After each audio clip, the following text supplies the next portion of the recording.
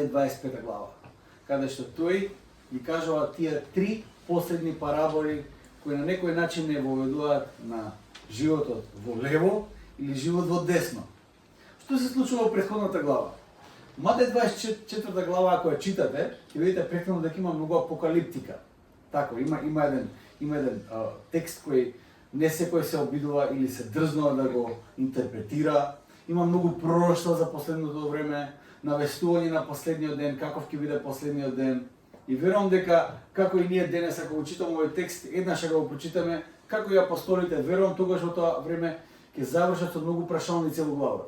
Што сака Исус да каже тука сега? Што мисли? Дали тоа за утре се однесува или за после 1000 години? Дали тоа се однесува на нас или за некоја генерација после нас? Чекај, јас да не бев лошо во приказната или добро, не знам. На што алудира Исус тука? И тогаш што и Исус оди во тие три последни параболи. Параболата за 10 девици, 5 мудри и 5 немудри девици. Втората парабола за тројцата слуги, господарот на талантите. И последната, не знам дали е тоа парабола уствари, тоа е една приказна која Исус ја кажува, не личи на парабола, но таква е еден опис за последниот ден, што ќе се случува при неговото доаѓање. Јас ќе се обидам да поменам ни сите три параболи и да видиме што можеме да научиме во овие три параболи. Исус тоа го кажува, како што кажав, тоа е, ако има некоја последна проповед која Исус ја остава во храмот, тоа е тоа. Значи, ако сака да видите која е последната проповед која Исус ја проповедал, тоа е тоа. Го читате Матеј 25 глава. Ќе видите како Исус таму во некој аспект е дури морбиден. Понекогаш параболите ги носи до некаков абсурд, за да можеме да разбереме тоа што тој сака да го каже. Дека веќе тој моментот каде што не може, ама јас не сум разбрал. Мораш да разбереш тука. Тоа е тој момент. Првата парабола за 10 девици е парабола за будност и за бдење. Има еден историски контекст кој треба да го знаеме. Контекстот во кој Исус ја кажа првата парабола, секако бидејќи Исус илустрира духовна вистина, дел од параболата оди во абсурд, како што кажав. 5 девици на крај Исус им вика бегајте, не ме ни познаат. Тоа не би требало да се случи, пошто младоженецот би требало да ги знае сите другарки на невестата, пошто тие треба да бидат дел од свадбата. На овој момент Исус вика бегајте, не ме познаат. Кои сте вие? Што барате тука? Касните, нели? Како се случувале еврејските свадби? Ако се сеќавате дури во приказната на Јосиф и Марија, тие двајца се верени еден за друг. Тие се заветени еден на друг. Младоженецот која бара невестата, први сега имаме многу адети. Во сега култура кај ќе отидете има многу адети. Јас обично знам да кажам во добиваме молитвени писма од секаде. Од Африка кој ќе добиам молитвено писмо треба да видам зашто е. Луѓето бараат помош и така натаму. Еден ми бараше, ако може да му помогнеме да купи 2 крави, за да ја купи невестата. Отприлика тоа е контекстот таму за свадбите. Сега кај нас не е така, фала Богу. Но тоа е таму уште контекстот. Така да секоја култура си има своји некои адети. Не да ја купи невестата, лошо звучи тоа. Тоа е мираз вајда кој треба да го остави на фамилијата, не да ја купи. Толку се поправи. Како да е? Значи, Јосиф и Марија беа верени, но има еден период во кој Јосиф мора да заврши одредена работа. Младоженецот која бара невестата, први оди во домот на невестата, да го бара благословот од таткото на невестата и доколку добие, тој е моментот кога почнуваат долгите припреми. Вереникот се враќа во својот дом и тој почнува со изградба на куќа. Мора да направи куќа каде што невестата ќе дојде да живее со него. И темелна припрема на живеалиштето. Неговиот занет мора да го разработи, работата и се што е потребно за тој да го има следно сите аспекти од заедничкиот живот и неговиот татко е тој кој го надгледува тој процес. И оној кој одобрува кога вереникот е спремен за семејниот живот. Таткото го гледа, муга тоа треба да го завршиш, ова треба, сите чеклиста има, да го направи, сега си спремен да ја земаш невестата. Затоа што процесот не е во одреден временски период, припремата може да трае различно за секој верин, некои се малце по, како да кажем, ажурни, па побрзо ќе завршат процесот, некои се малку по-онака, може би детални, па сакат малку побавно го завршат процесот.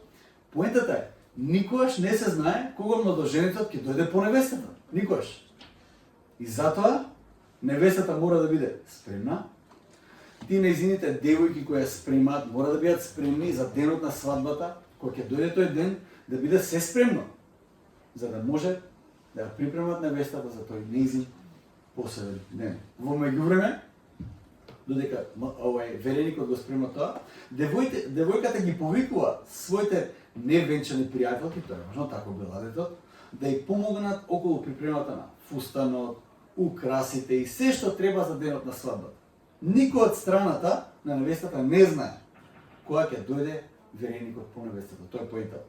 Доаѓањето на вереникот било најавено со звукот на шофарот. Шофар е еден инструмент кој е направен од рог. И кога вада имало некои сватови таму кои кажале сега, значи сега одиме, шофорот свири и сите тргнуваат по невестата, невестата е спремна, тука другарите доаѓаат, се подига и нормално, со зурли и тапани се носи и така натаму.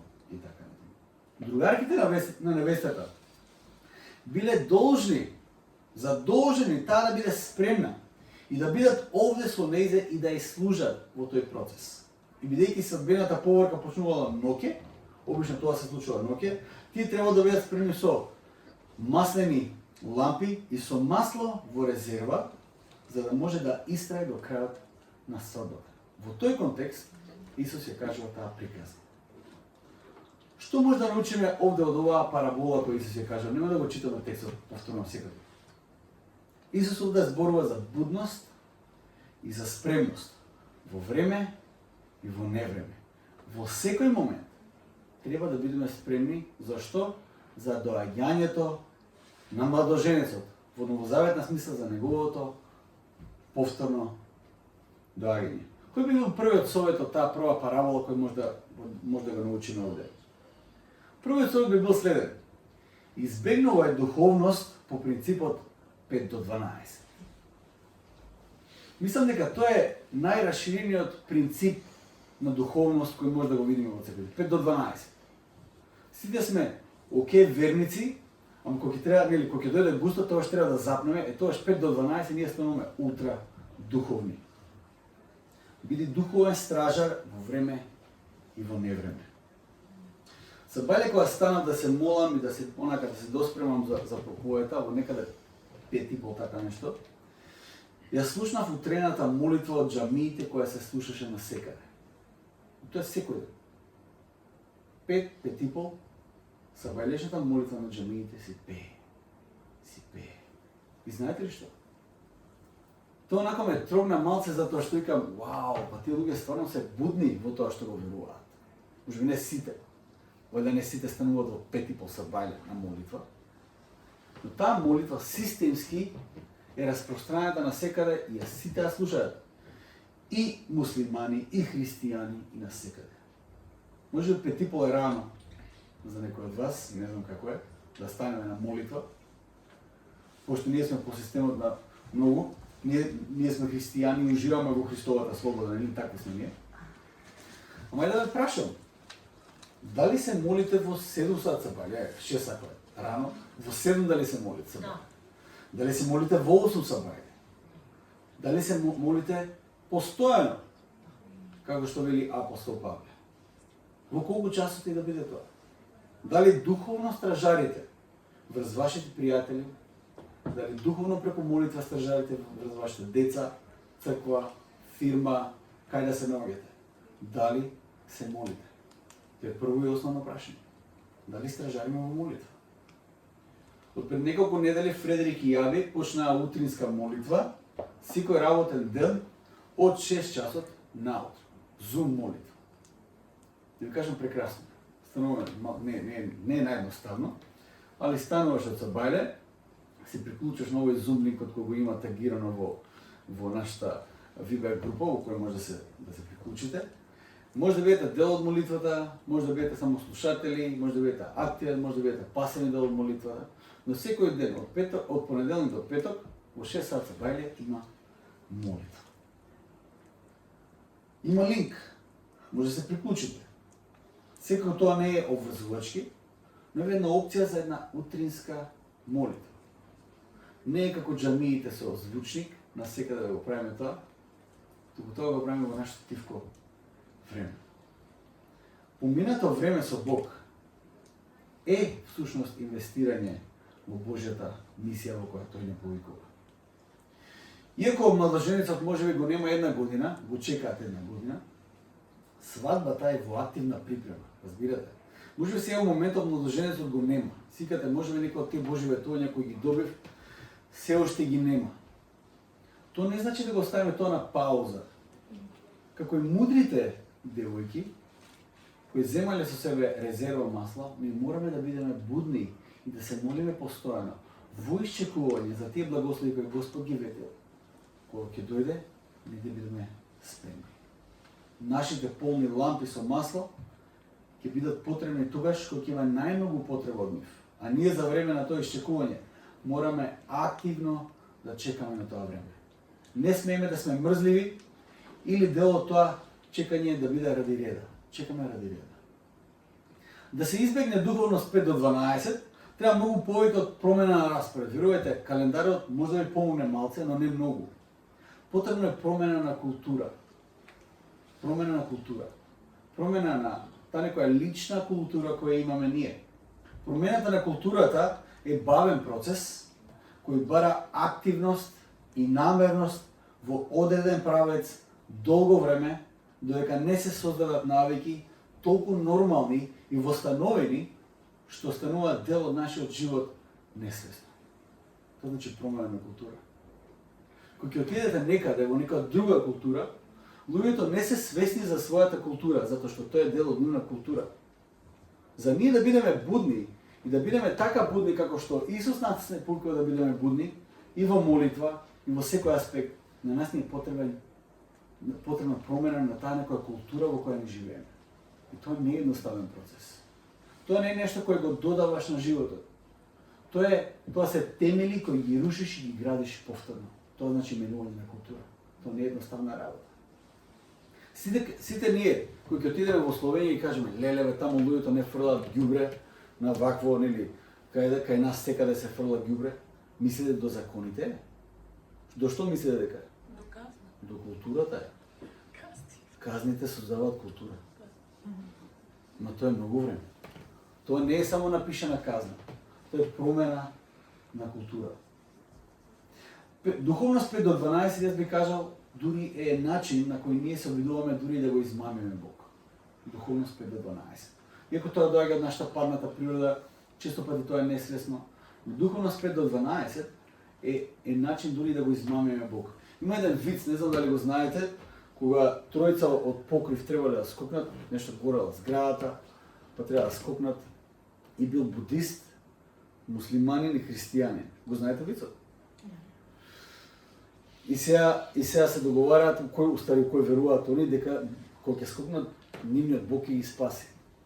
И муслиманинот вика, јас знам дека Аллах ќе ме спаси, и скока и вика Аллах, Аллах, Аллах, Аллах, и треска од земја и мртав.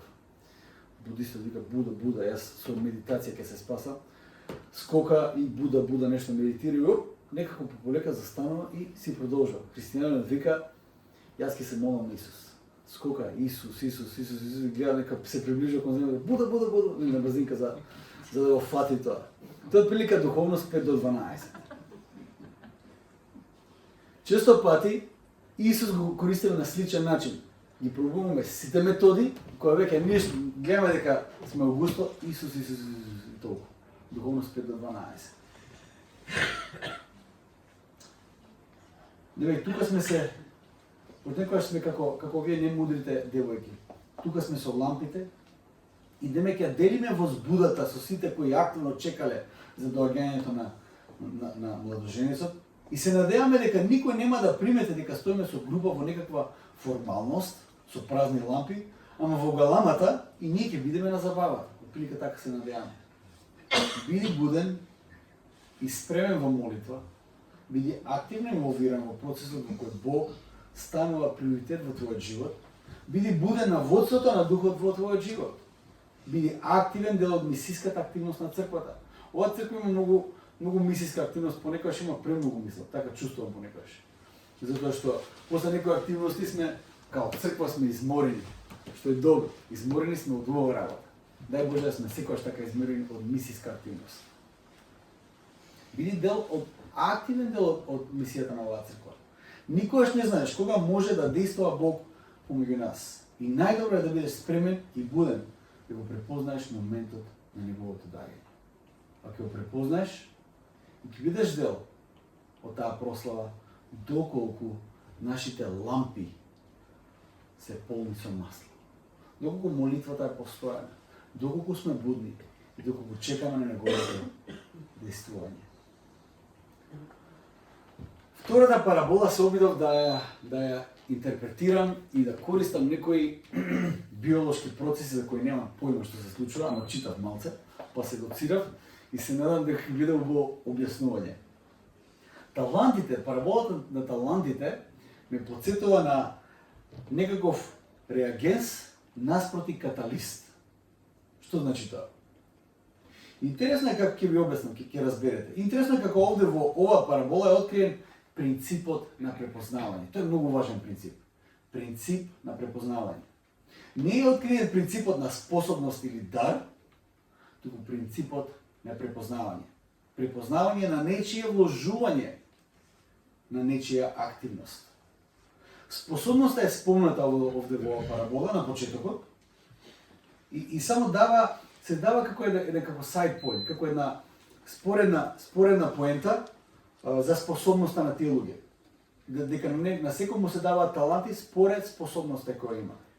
Но способноста не игра никаква улога во големината на наградата на самиот крај.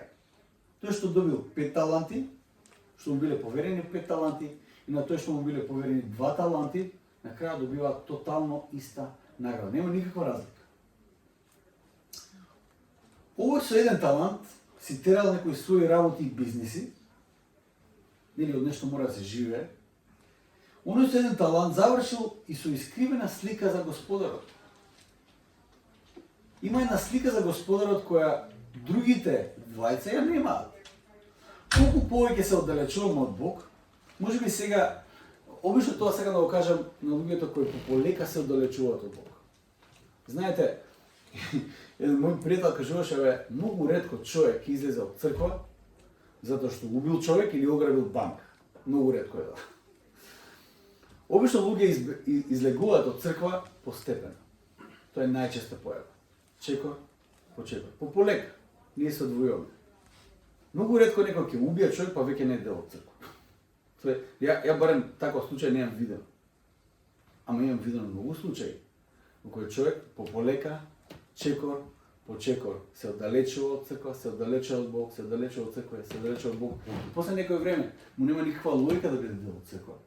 После некој време нема да го признае тоа, ама го криви Бог за многу работи во живот, ја криви црквата, друг човек во црквата му е крив за неговата духовност и така натаму, и така натаму, и така натаму. Во овој случај човекот со еден талант завршил со некаква искривена слика за Господарот. Едно од најстрашните нешта кои може да ги направиме во нашиот живот е да се оддалечиме од Бог. Пострашна работа не постои. На тој начин стануваме отворени за ја го викам тоа за шепотот на непријателот. И не остануваме само на шепот, не остануваме само на тоа. Во таква позиција можеме да се најдеме претежно заради една активност или поточно неактивност. Има една стара поговорка која се појавува во повеќе култури, на повеќе начини, но и во библиската наратива може да се најде тој корен на таквото размислување. Во англиското говорно подрачје, таа поговорска гласи вака: мрзливите раце се работилница на ѓаволот. Мрзливите раце се работилница на ѓаволот.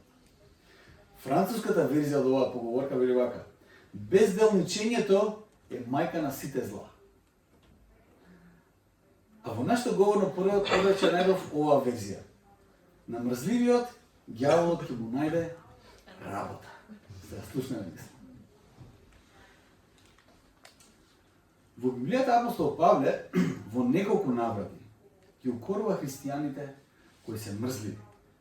Во 2 Солуњаните 3 глава 11 стих вели вака: но слушаме, тоа веќе дошло до апостол Павле. Не знам дали во Солун тоа живееле македонците. Тоа не бе баш добар гласот тоа. Вели, но слушаме дека некои од вас живеат неуредно. Ништо не работат. Туку се занимаваат со празни работи. Македонци. Македонци. Гледаш, не знам. Посланието е до тие што живеат во Солун. Во овој продолжен дел, тој ги охрабрува на работа, но и молитва. Ако читате целата глава, всушност апостол Павле ќе каже во молитва, во голем дел од работата е во молитвата и во службата. Бидете активни, имате да бидете мрзливи, бидете активни. За апостол Павле, тие две нешта одат рака под рака. Молитвата и работата. Духовниот и практичниот дел. Во првото послание до Тимотеј тој е немилосреден на тоа што го слушал за некои жени таму, млади вдовици во Ефес, за нивното поведение и бездалничење. Звучи грубо, но многу отрезнувачки. Вели вака. 1 Тимотеј 5:13. Освен тоа, се зборува нешто веќе за нив, нема да го читам тоа, но освен тоа, се учат на бездалничење, одат по куките и не само што бездалничат, туку се и брбливи, љубопитни и го зборуваат тоа што не прилега. Тоа го кажува. Како што вели мудриот Соломон, изобилство зборови не бидува без грев. А кој го воздржува својот јазик, разумен е. Овој третиот среден талант е човек кој го закопал она што му е доверено и го закопал во земја. Има многу што да каже за Господарот, има многу зборови. Од сите тројца, он имаше најмногу зборови.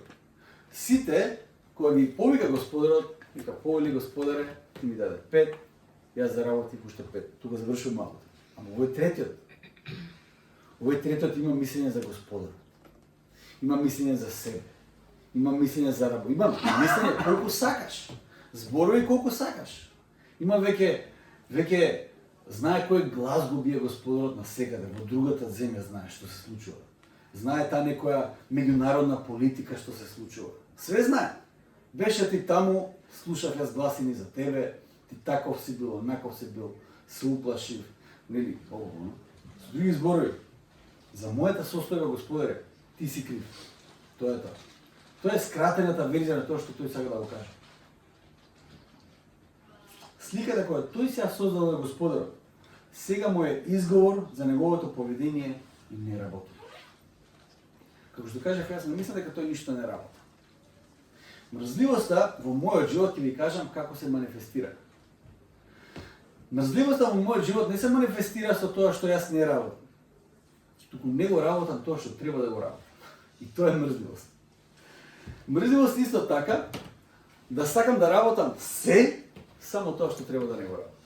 Дали го имате тоа чувство понекогаш? Не, баш тоа не ми се работа. Све ќе направам само тоа да не го работам. И тоа е мрзливост. Мрзливоста не е само неактивност, туку да не се работи тоа што треба да се работи. Има работи во животот кои би ги избегнал со срце и душа. Всушност поправо би правил било што друго освен таа една работа или во превод тоа што треба. Тоа исто така е мрзливост. Духовно сме мрзливи само доколку нашата духовност е реактивна. Или духовно сме активни само ако сме во некаква духовна атмосфера.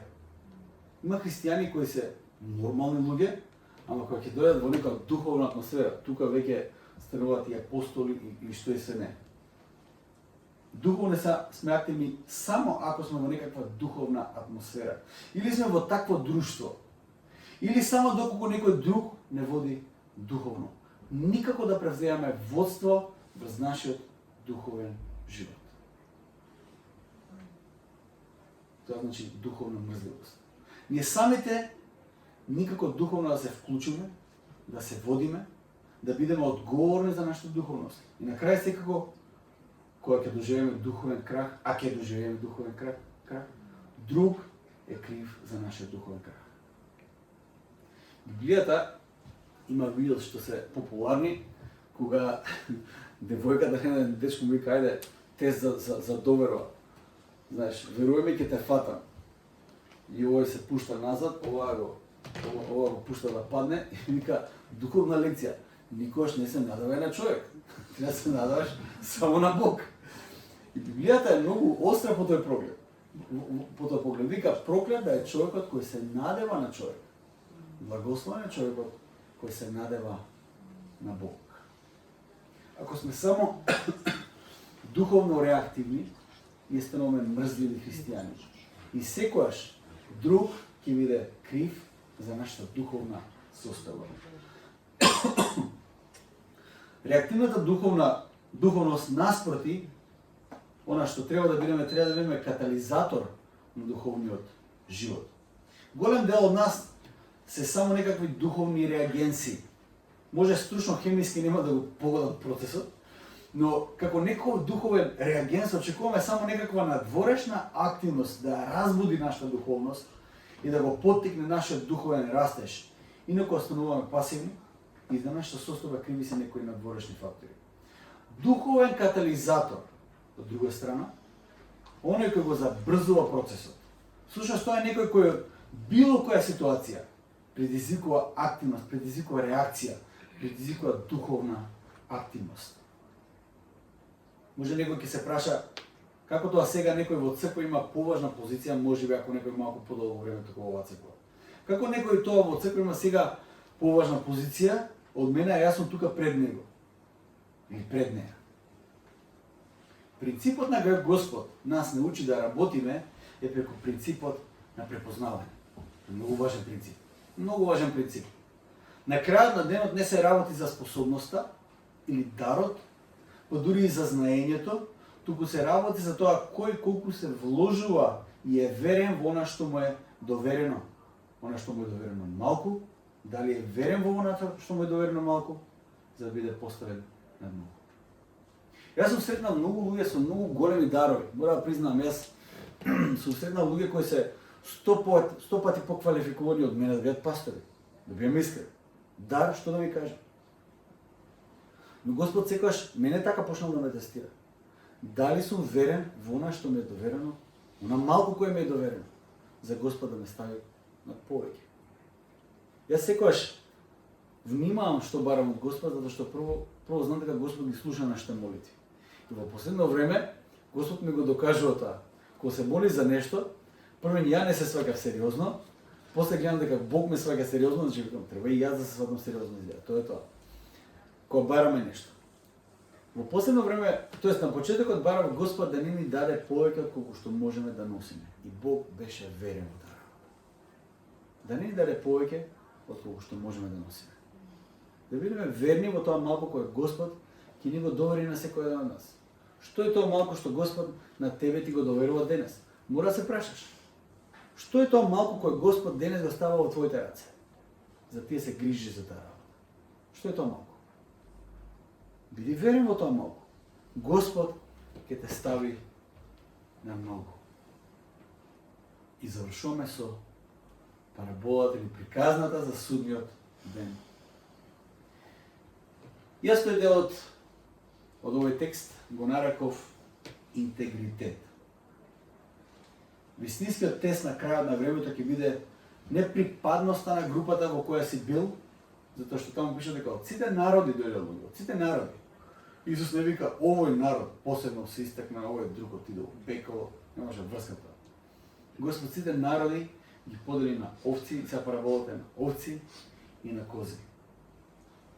Затоа што Господ само знае што отсликува твојата внатрешна состојба. Тоа не се глуми. Можеби дури пред другите можеш нешто да одглумиш. Имаш празна лампа, ама викаш и мојата свети. Но нема да може тоа да се случи кога ќе стоиш пред Бог. Познатиот руски писател Солженицин ќе каже вака: борбената линија помеѓу доброто и злото не поминува помеѓу народи и држави, туку директно преку сечие човечко срце. Отприлика така поминува таа борбена линија помеѓу доброто и злото. Тоа е состојба која само Бог во конечност може да ја чита. Кој е резултатот?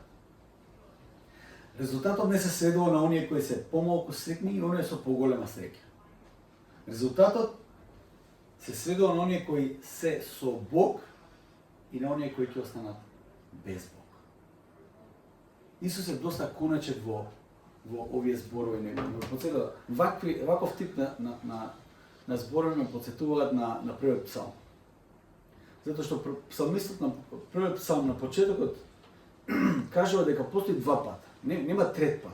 Разбирате, животот кој го живееме е пат по кој одиме. Можеби на почетокот сега во твојот живот, сега во овој момент, можеби нема некоја огромна разлика помеѓу тебе и некој друг и трети пет. Разбирате, но како одминуваат годините, како што вика К.С. Луис, никогаш во животот не си стоел до нормално човечко битие. Затоа што секој човечко битие, затоа што е создадено на Божи лик, го има потенцијал да стане и најцрниот ѓавол, но да стане и најсветлиот ангел, пред кога ако сега го видиш во својата конечна состојба, имаш пориви однатре да му се поклониш. Тој е потенцијалот кој го има секое човечко битие. Тој пат почнува сега, но не завршува овде. Секој еден од нас почнува неков животен пат. И опциите се две. Со Бог или без Бог. Трета опција нема. Дали ние ќе бидеме со Бог, ќе бидеме посветени, ќе бидеме Негови, ќе бидеме во Неговата вечност, ќе бидеме заедно со Него, ќе пребиваме во таа светлина во која Тој ме повикува, или ќе бидеме без Бог. Што и да значи тоа? Колку и грдо да го опишам, јас не можам ни да го замислам тоа. Што значи таквата состојба? Не можам. Дури Библијата се мачи да ни го опише тоа како што треба. Се користат еден куп зборови кои можеби за нас не имаат смисла, но не знам што точно значи тоа. Но состојбата без Бог е ужасна состојба на постојање. Трета опција нема. Прашањето е, кој чекор, кој правец јас да го правам сега и денес во овој момент? И верувам дека тоа е прашањето кое Исус сакал да ги соочи неговите слушатели во тоа време. Дали ќе бидам буден? Дали ќе бидам буден? И моето масло на молитва ќе биде константно полно. И ќе бидам спремен за секоја животна ситуација. Кога и да дојде Бог во мојот живот, јас ќе бидам спремен.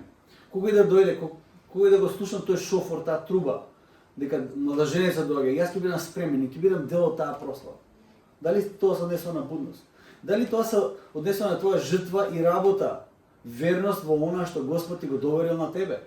Тоа малку што Господ сега овде ти го дава. Да ти бидеш верен во таа задача која ти е доверена, во таа работа која ти е доверена. Дали Господ ќе види дека ти навистина се трудиш? Можеби дарот кој го има некој друг го немаш ти, но ти се трудиш во тој дар. И Господ ќе те благослови. Господ ќе ти даде уште повеќе. Дали ќе го продолжиш твојот живот со интегритет, каде што Господ ќе да види дека ти неговиот лик го гледаш во оние кои се во потреба и служиш без разлика на се. Не го прави за да бидеш виден, затоа што тој гледа, го живееш животот пред публика од еден, од него. Дали твојот живот ќе биде таков? Или ќе продолжиш со духовност по принципот 5 до 12? Ќе продолжиш со живот каде што ќе го обвинуваш секој околу тебе за твоите проблеми, ќе го обвинуваш дури и Бог на крај за твојата состојба, ќе ги обвинуваш сите. Зошто? Затоа што ти пополека си се оддалечил од Господ. И сега веќе ти имаш искривена слика за Бог, искривена слика за црквата, очекувања кои се нереални за луѓе кои живеат на земјата. И они се твојот проблем уствари тука на земјата. Сите тие се лицемерни луѓе. Ти не можеш да градиш заедништво со нив. И дали ќе бидеш човек без интегритет, со лажна побожност, со лажна светост, каде што Христовиот лик ти не го гледаш како другите. Го гледаш како средство до твојата цел. Како ќе го живееме нашиот живот? Зависи од секоја одлука секојдневно која ние носиме. Јас би кажал вака. Јас сакам како црква и поединци да останеме будни, со полни лампи, исполнети со масло, спремни за секоја духовна ситуација. Ке стражариме будно. Ке бидеме вредни во тоа што Господ ни го доверил, да го сработиме до крај, да сработиме како што треба. Да ги слушаме тие зборови од Господ Исус. И тие да не бидат најмилите зборови кои ќе ги слушнеме. Добар и верен слуго. Во малку беше верен, на многу ќе те постави. Како ние го живееме нашиот живот сега и овде? По кој пат ќе кориме сега и овде? Тој ќе одреди нашата конечна дестинација. Дали ќе бидеме луѓе од интегритет и луѓе со лажна духовност. Тоа зависи од нас. Многу од нештата зависат од нас. Многу од нештата не зависат од нас, но многу од нештата и зависат од нас. Кои одлуки ќе ги направиме ние сега во животот? Би сакала состојбата со Бог, која Исус нас напоука да биде состојба на вечен живот. Живот кој ќе го живееме со еден таков квалитет, ќе биде вреден да биде вечен тој живот. Будност, активност, интегритет.